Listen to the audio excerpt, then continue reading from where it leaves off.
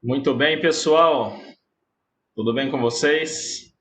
Vamos dar início ao nosso curso de semiologia neurológica, né? Eu peço desculpas pelo fato de ter atrasado com essa aula, mas na verdade houve um problema no meu programa antigo, né? Eu fazia pelo PowerPoint e por algum motivo ele ficou desconfigurado e não teve jeito de voltar com ele. Então, estou testando aqui no Cisco Webex, né? E eu creio que vai dar certo. Aqui a gente tem um tempo limitado aqui, mas se for o caso, eu faço duas aulas. E eu achei algo interessante aqui, ó. Estou aprendendo com esse programa, mas vocês viram que dá para alterar o pano de fundo, né? Então, olha só, o que vocês preferem? Do jeito que tá ou nesse daqui, ó? Viu que maravilha? Vamos ver se dá para ver. Opa, vamos ver. Aí, ó. Viram? Mas esse daqui tá muito zen, né? Eu vou deixar mais para o pessoal da psiquiatria fazer esse daqui, né? Ficar nesse pano de fundo. Doutor Éder, doutora Larissa, eles não podem saber da brincadeira, hein? Vamos trocar o pano de fundo aqui? Vamos ver. Tô aprendendo a mexer. Olha esse daqui que legal, ó. Ah, né? Ambiente de praia. Então, imaginem, né? Pós-pandemia, depois da aula de neurologia, você vai para a praia agora, dá um mergulho ali atrás. Mas vamos para uma coisa mais séria, né? Eu gostei do pano de fundo. Vamos para o escritório, né? E aí a gente começa a aula em si. Alterar plano virtual. Olha aqui. Deixa eu ver uma coisa. Aqui ficou melhor. Aê! Legal, né? Então, ficou bom. Aqui ficou mais séria a coisa, né? Mas brincadeiras à parte, pessoal, vamos em frente, né? Nós estamos hoje chegando ao final da primeira parte do curso de semiologia neurológica, tá? E espero que a gente consiga ser claro e didático na aula. Hoje vamos abordar força muscular, tônus e reflexos, né? É um desafio para mim porque fazer uma aula desse tipo, desse padrão, sem a parte prática, é realmente mais difícil. Então, eu vou dar a vocês um embasamento teórico, mas eu espero que quando chegarmos na prática, a gente possa treinar isso daqui de uma forma bem efetiva, beleza?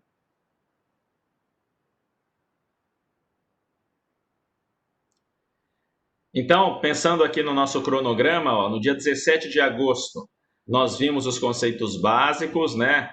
Incluindo ali a marcha, o estado mental, a linguagem, as funções corticais superiores. No dia 24 de agosto, os pares cranianos. E essa aula de hoje, que eu estou fazendo no dia 7 de setembro, é referente à aula de 31 de agosto, tá? Sobre sistema motor, força, tônus e reflexos. Então eu trouxe aqui esse panorama geral para mostrar que nós, ainda que perdemos alguns dias por conta desses problemas técnicos, mas estamos dentro do cronograma, perfeito? Então hoje eu vou estar falando sobre o sistema motor, o exame do sistema motor, e no dia 14 de setembro nós falaremos sobre sensibilidade, síndromes medulares, aí nós manteremos o padrão normal, tá certo? Eu poderia ter feito a aula só gravada, mas eu acho mais interessante ter o vídeo, acho que fica mais legal a aula, menos monótona, perfeito? Então, como que nós vamos graduar força? Pensando em sistema motor, como é que se gradua a força de alguém? Vocês já se lembram bem que a força ela não deve ser falada de uma forma qualquer. Você tem que usar o termo neurológico, fica mais elegante, fica mais correto, né? Então, diante de uma força grau zero, você vai usar o termo plegia. Diante de uma diminuição de força, você vai usar o termo paresia, ok? Então, aqui na graduação de força, quando você estiver colocando ali no seu exame neurológico, nós podemos graduar em 5 estágios, de 0 até o 5. De forma especial, a força grau 4, você ainda pode subgraduar em grau 4 menos, grau 4 propriamente dita e grau 4 mais, tá? Então, a força grau 5 é uma força normal, a força grau 0, uma plegia, não há nenhum movimento. E a grau 1, você tem apenas um esboço de movimento. Consegue ver no paciente uma contração muscular, mas é uma contração muscular inefetiva para movimentar aquele membro, tá bom? Então, essa é a força grau 1. É como um esboço de movimento, apenas uma contração, não existe a movimentação efetiva. A força grau 2, aí nós temos o paciente que não consegue vencer a gravidade, mas se movimenta na horizontal. Então, se você coloca, por exemplo, o braço dele em cima de uma mesa, ele não vai conseguir levantar o braço, mas ele consegue arrastar em cima da mesa. Se você for testar a perna e ele estiver deitado numa cama, ele não vai conseguir levantar a perna vencendo a gravidade, mas ele vai conseguir arrastar a perna na cama. Essa é a força grau 2. A força grau 3, você tem o paciente que vence a gravidade, porém ele não vence uma resistência mesmo que mínima. Então é o paciente que não consegue ficar muito tempo com a mão erguida, por exemplo, o braço erguido ou a perna erguida, ele somente faz o movimento e depois ele cai, né? Então ele consegue com muita dificuldade vencer a gravidade, não consegue manter o membro acima, né, vencendo a gravidade, ele logo perde força e o membro cai. Na força grau 4, você está diante de um padrão de força subnormal. Na verdade, é subjetivo isso daqui, serve muito mais para você que vai estar examinando o seu doente dia após dia na enfermaria, por exemplo, para você comparar se ele está melhorando ou piorando. Então, na força grau 4, o paciente ele vence a resistência, aliás, ele vence a gravidade e vence alguma resistência também. Você vai graduar grau 4 menos se essa resistência que ele vence é mínima. Você coloca uma força pequena e ele já não consegue resistir. A força grau 4, um pouco melhor que a grau 4 menos, é uma resistência moderada.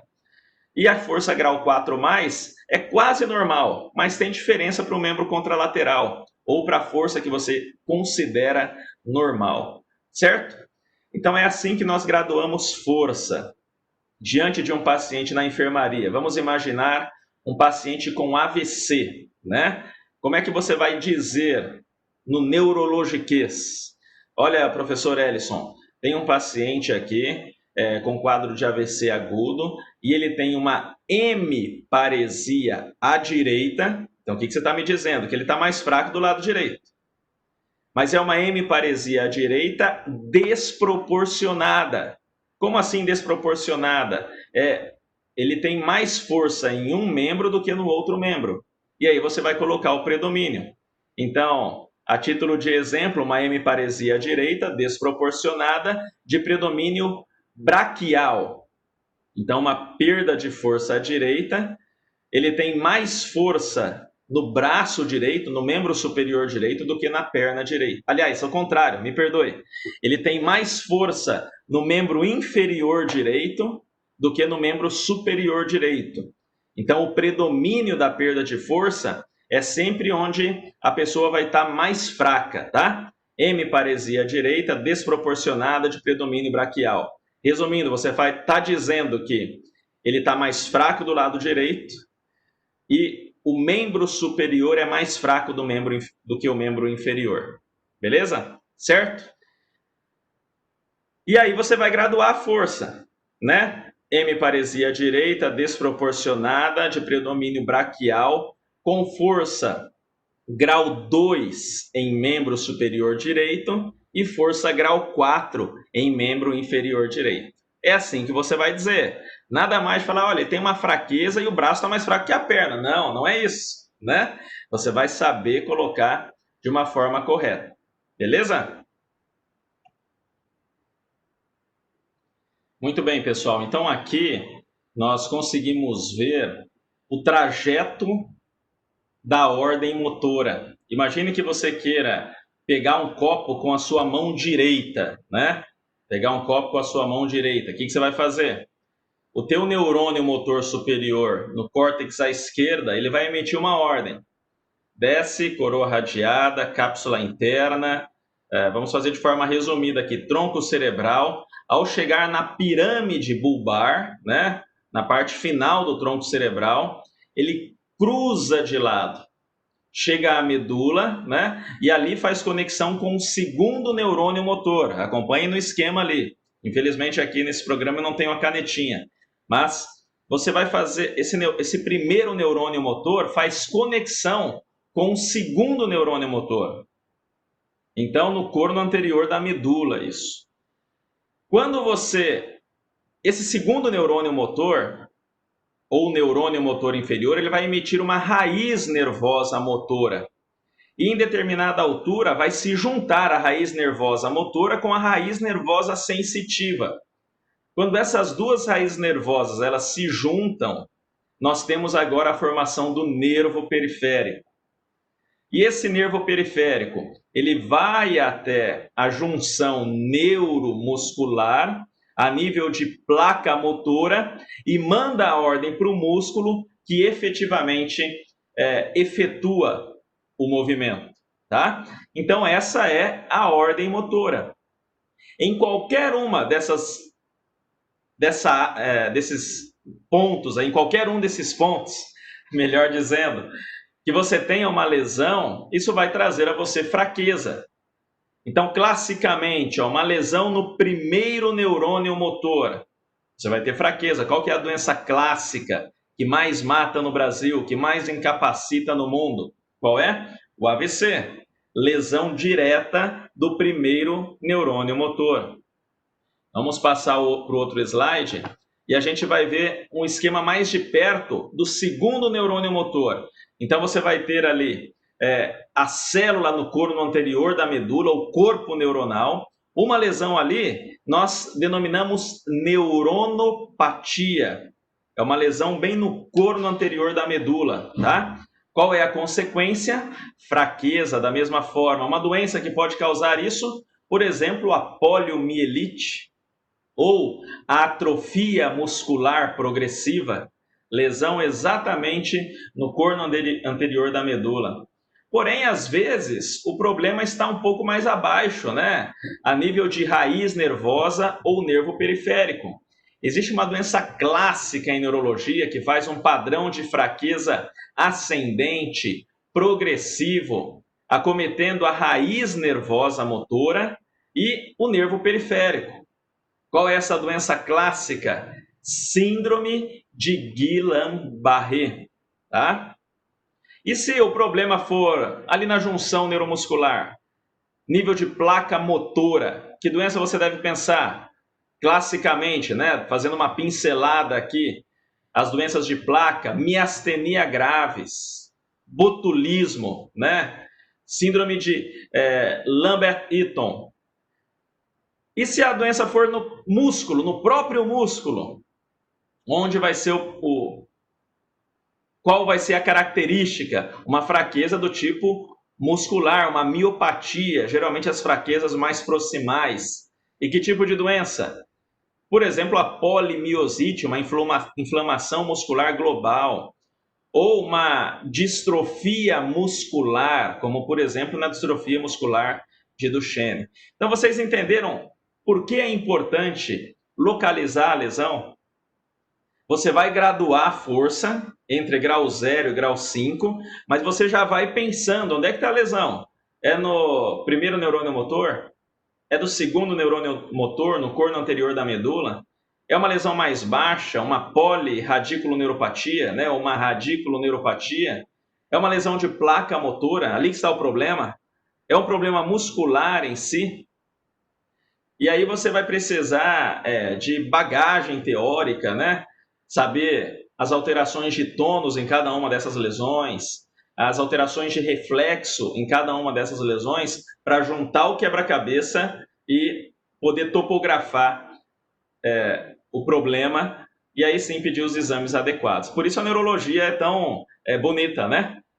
Eu aqui, sem querer puxar sardinha, mas entendo que é certamente uma das especialidades mais complexas.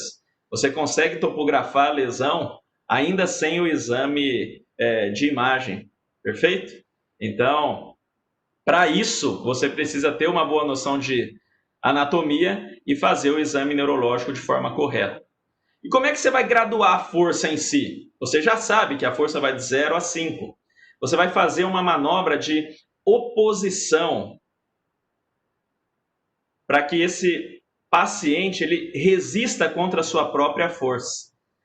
Então você vai testar cada grupo familiar, cada grupo muscular de forma separada, tá? Começando ali, por exemplo, das mãos, né? Então peça para o paciente apertar as tuas mãos. Ele pode abrir os dedos, né? E você vai testando a força dos dedos. Isso nós vamos fazer na aula prática. Eu não consigo ser tão criterioso aqui, tão didático aqui no exame em si. Mas, basicamente, em cada agrupamento muscular, você vai testar flexão e extensão do membro. Então, flexão e extensão do antebraço, flexão e extensão do braço, o levantar o ombro, né? No membro inferior, a mesma coisa, tá? Vai pedir para o paciente chutar, colocar a perna para trás. Então, vai fazer a dorsiflexão do pé, a flexão plantar do pé. E em alguns grupamentos musculares, abdução e adução, né? Como, por exemplo, nos braços e também nas coxas, tá? E você vai, entre aspas, brincar. Você vai testar qualquer grupo muscular.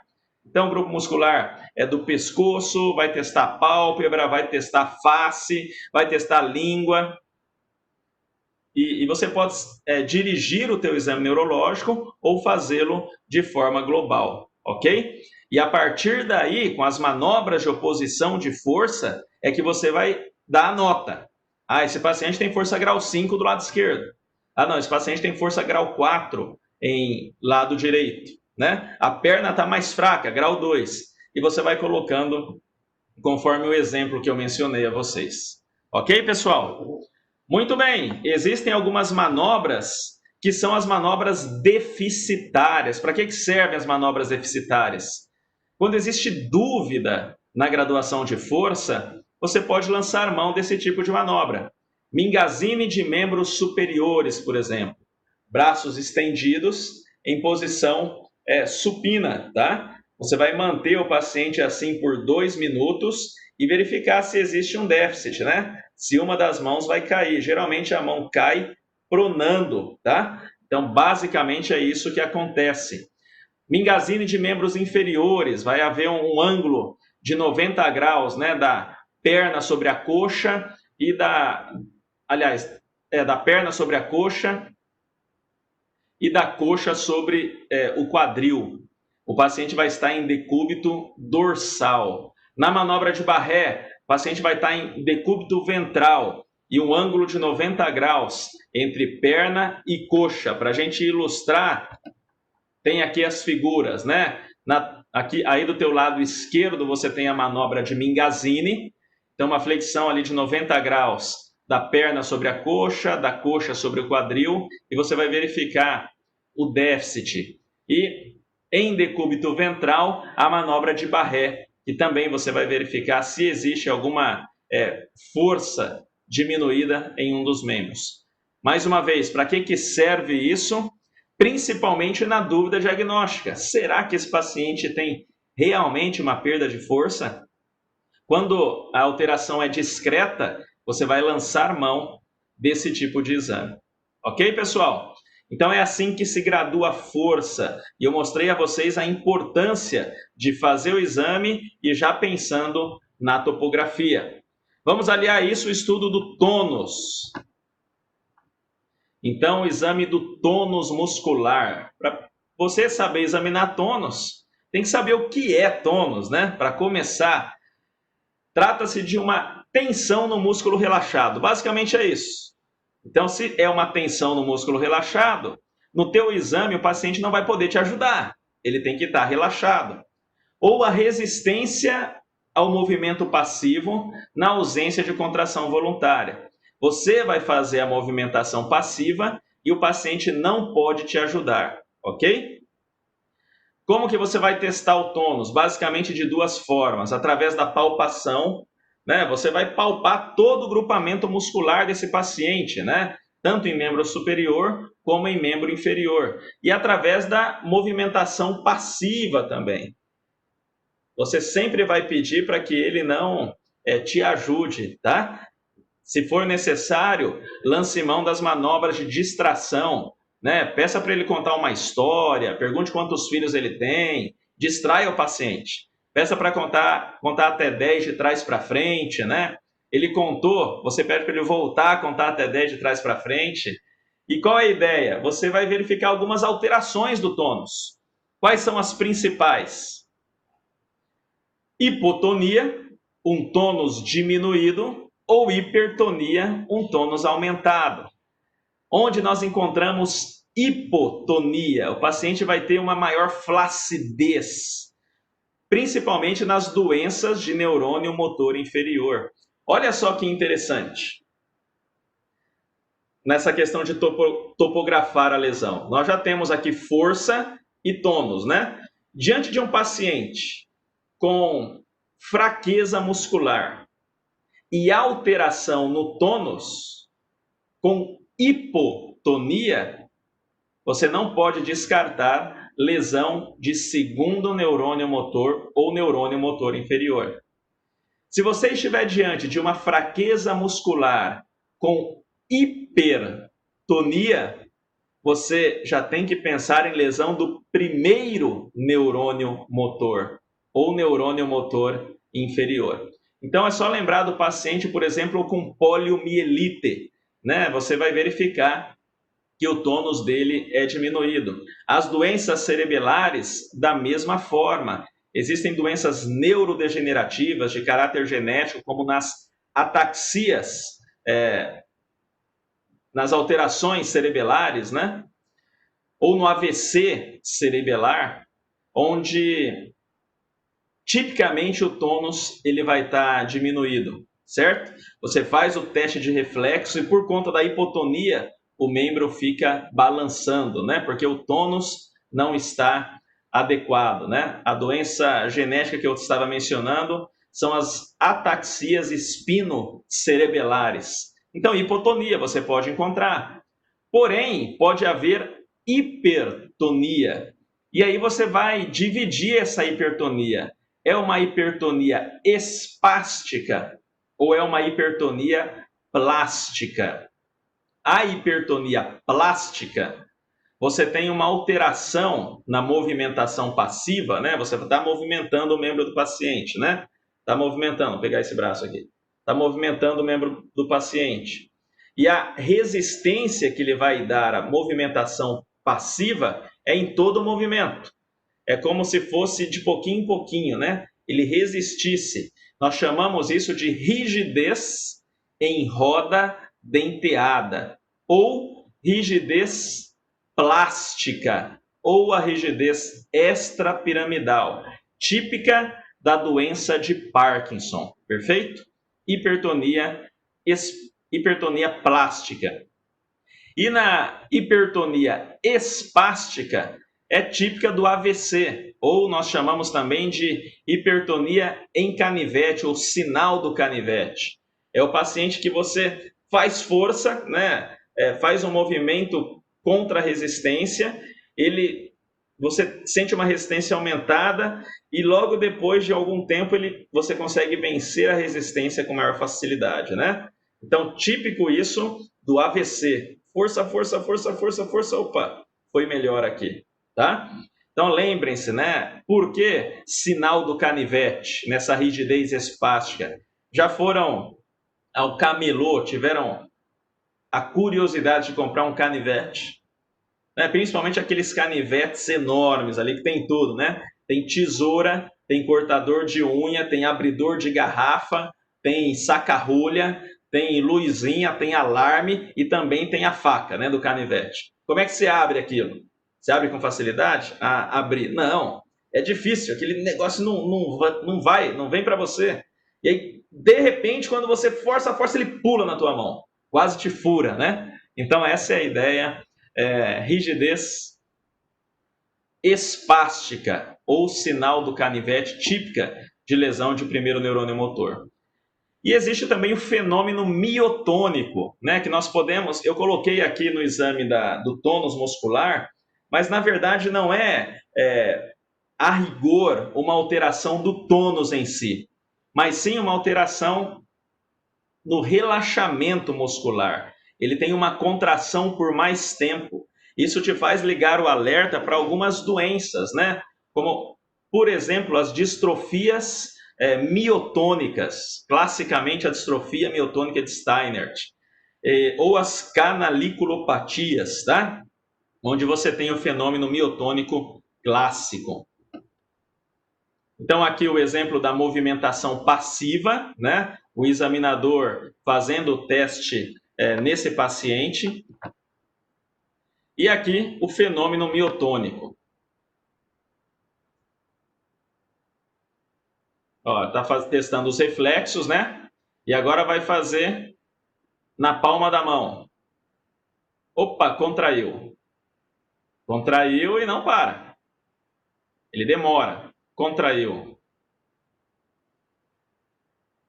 Certo? Então, fenômeno miotônico.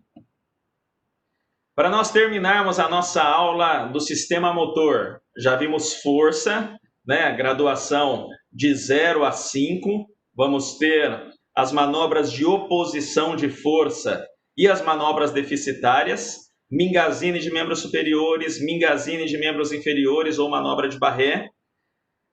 Você vai testar o tônus do paciente através da palpação e da movimentação passiva, buscando hipotonia, clássica nas lesões de segundo neurônio motor, ou nas lesões cerebelares, ou hipertonia.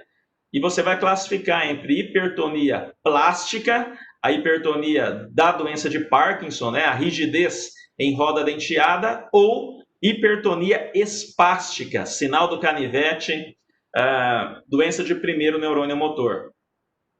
Depois de entender força e tônus, vamos para o exame dos reflexos, né? Então, aqui na figura, um arco reflexo simples. Você tem aqui a ilustração do reflexo patelar. Você bate o martelo no tendão muscular.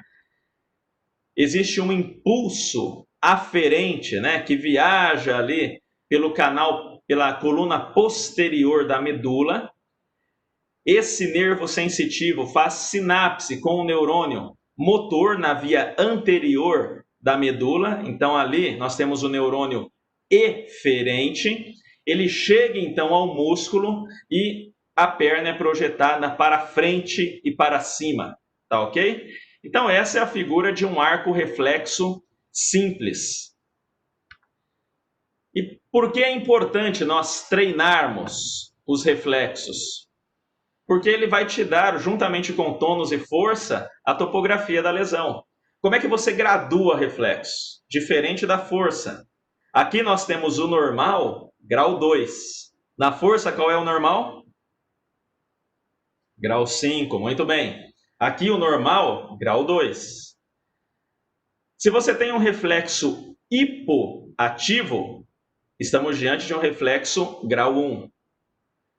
Na ausência de reflexo, você vai graduar o grau 0. Um reflexo vivo, mas não patológico. Ele é vivo, ele está um pouquinho mais exacerbado, mas ainda assim dentro do parâmetro normal, você vai graduar como grau 3. E o reflexo grau 4 são os reflexos patológicos, tá? Então, aí você inclui o clonus, que, por exemplo, ao fazer a flexão plantar, aliás, a dorsiflexão do pé, você vai ter movimentos repetitivos que tendem para o infinito, tá? É um movimento de repetição inesgotável, tá? São movimentos repetidos inesgotáveis, teoricamente. Então, reflexo patológico. Aqui entra também o sinal de Babinski, quando você estimula o pé do paciente, né? Fazendo um movimento ali na região lateral do pé. E você vai ter o quê? A extensão do hálux e a abertura em leque dos outros dedos. Te aponta para uma hiperreflexia. Aqui também você encontra o sinal de Hoffman, onde você vai, na mão do paciente, no dedo médio, fazer a flexão da falange distal e você espera a flexão dos outros dedos marcadamente do polegar. Então, são sinais, entre aspas, sucedâneos aos reflexos exaltados, tá? Então, Plonos, Babinski e Hoffman. E como você sabe que um reflexo é exaltado? Quando ele está muito forte. Ou, e aqui está o pulo do gato, né? Quando a área reflexógena está aumentada. Por exemplo, na pesquisa do reflexo patelar, você vai ali na raiz da coxa e bate o martelo e é capaz de sair reflexo. Ou você vai na parte lateral inferior da coxa, bate o martelo e sai reflexo. Então, alguma coisa está errada. Reflexo patológico. Vamos só pensar um pouco? Vamos começar a pensar na nossa... a colocar a massa cinzenta para funcionar. Lesão de primeiro neurônio motor. Você vai ter fraqueza. Como está o tônus? O tônus vai estar aumentado. Lembram-se? Rigidez espástica. E como vai estar o reflexo? Aumentado também. Reflexo patológico. Vamos pensar na lesão de segundo neurônio motor, na poliomielite, classicamente. Você tem fraqueza. Como está o tônus? Tônus diminuído. Como estão os reflexos? Reflexos diminuídos. Vejam, além da fraqueza, você tem outros comemorativos que falam, olha, essa é uma lesão de primeiro neurônio motor. Essa é uma lesão de segundo neurônio motor. Quando nós pegamos as doenças, as neuropatias, vamos pensar aí na síndrome de Guillain-Barré. Como está a força? Diminuída. Como está o reflexo no Guillain-Barré? Muito diminuído. Em boa parte dos casos, ausente. E como está o tônus no Guillain-Barré? Geralmente o tônus está normal ou um pouco diminuído. Então veja como nós podemos, associando aí os conhecimentos já adquiridos, topografar a lesão, tá? Na aula prática, no teu exame neurológico, o que eu quero de vocês? Que saibam pelo menos esses 5 reflexos aí no seu teste. O reflexo bicipital, então você vai no tendão do músculo bíceps, né? Você vai no tendão do músculo bíceps, coloca o teu dedo ali e bate o martelo, tá? O que você vai estar testando? Vai estar testando o nervo músculo cutâneo e a raiz nervosa de C7. Você vai testar também o tricipital. Então, você vai fazer o movimento, aliás, vai bater o martelo um pouco acima do cotovelo, com o braço relaxado, você dando apoio no braço do paciente, e vai testar o nervo radial e a raiz nervosa em C6, tá? O estilo radial, você vai bater no rádio do paciente, ok? Vai testar o nervo radial e a raiz nervosa de C6. O patelar, você vai bater ali bem abaixo do joelho, né? Que nervo você vai testar? Nervo femoral. Qual a raiz nervosa? Geralmente L2 a L4. O reflexo aquileu, você vai testar bem ali no tendão de Aquiles, né? Qual é o nervo? Nervo isquiático. Qual a raiz nervosa? A raiz nervosa baixa, sacral, geralmente, tá? E os reflexos superficiais, basicamente os reflexos cutâneo-abdominais, né? Tanto na região superior, média, como inferior. Você vai fazer um estímulo sensitivo, por exemplo, no abdômen superior em direção ao umbigo. E você vai verificar alguma movimentação da parede abdominal. Também você vai fazer no terço médio, né, em direção ao umbigo, do terço inferior em direção ao umbigo, tanto de um lado como do outro lado. Então é assim que você vai testar os reflexos, ok? E isso nós vamos exaustivamente treinar na aula prática, tá? O teste dos reflexos superficiais: biceptal, triceptal, estilo radial, patelar, aquileu e os reflexos superficiais. Beleza, pessoal? Então eu creio que nós vamos fechar a aula aqui. Fixem bastante no estudo da força, no estudo do tônus, no estudo dos reflexos, tá? Nós estamos progredindo no exame neurológico. Já vimos marcha, já vimos estado mental e funções corticais superiores, nós já vimos o estudo, o teste para os nervos cranianos e agora sistema motor. A próxima aula, na semana que vem, vamos testar a sensibilidade. Então, eu vou aperfeiçoando aqui a aula via online, mas eu creio que deu certo, né? A gente poderia ter uma aula apenas gravada, né? Achei que seria melhor na parte de neurologia, pelo menos ficaria menos monótono, né? Ficaria um pouco mais interessante com o vídeo ao lado. E eu creio que isso daí valeu, ok? Então é isso, pessoal. Muito obrigado, um bom feriado a vocês. Espero que tenham aproveitado esse tempo aí com a aula. Até mais!